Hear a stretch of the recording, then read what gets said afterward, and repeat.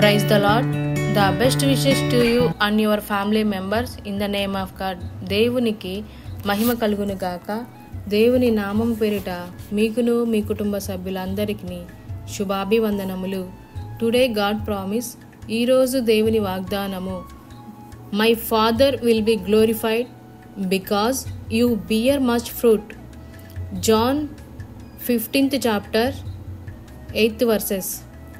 మీరు బహుగా ఫలించుట వలన నా తండ్రి మహిమపరచబడును. యోహాను సువార్త 15వ అధ్యాయము 8వ వచనము. ప్రియమైన సహోదరి సహోదరులారా, ఈరోజు ఈ వాగ్దానం ద్వారా దేవుడు మనతో చెప్తున్న మాట, మనము ఫలించుట వలన తండ్రి అయిన దేవుడు మహిమపరచబడతాడు. అది ఎలాగంటే, ఒక చెట్టు ఫలించినప్పుడు యజమాని ఎంత ఆశీర్వాదం ఉంటుందో, మనము కూడా మన విశ్వాస జీవితంలో ఆత్మీయంగా ఫలించినప్పుడు మన తండ్రి అయిన దేవుడు మహిమపరచబడతాడు, మనకి ఆశీర్వాదం ఇస్తాడు. అవి ఎలాగనక, మనం ఏదైతే అడుగుతామో వాటన్నిటినీ ఇస్తాడు.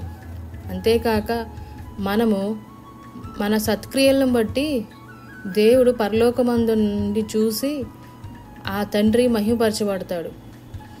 వారి ఎదుట మనకి వెలుగు ప్రకాశిస్తుంది. అంతేకాక మనము దేవుని యందే అతిశయించాలి, అంతేకాని ఇహలోక సంబంధమైన వాటి యందు అతిశయించకూడదు. మనకి దేవుడు జ్ఞానము, నీతిని, పరిశుద్ధాత్మను, విమోచనను ఇచ్చాడు. మనకి ఆధిక్యం ఇచ్చిన దేవుడే. అలాగే మనకి ఏది కావాలో వాటన్నిటినీ అనుగ్రహించేది దేవుడే.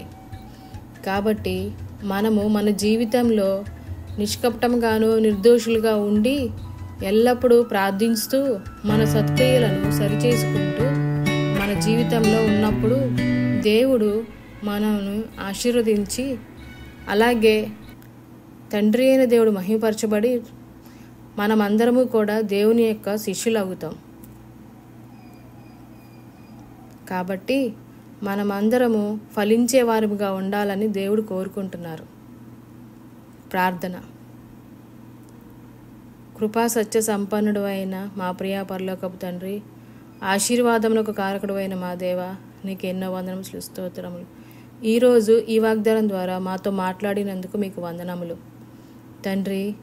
ఈ వాగ్దానం వింటున్న ప్రతి ఒక్కరి జీవితంలో ఈ వాగ్దానమును స్వతంత్రించుకున్నటకు అట్టి కృపను దయచేయమని, మేమందరము నిన్ను మహిమపరిచే వారంగా మా సత్క్రియలన్నీ మా జీవన విధానంలో సరిచేసుకుంటూ మేము ఫలించి నీలో ఆశీర్వాదాలను పొందుకునే వారంగా సహాయము చేయమని నజరేయుడైన యేసుక్రీస్తు అతి పరిశుద్ధ నామమున ప్రార్థించి వేడుకొంచున్నాము తండ్రి.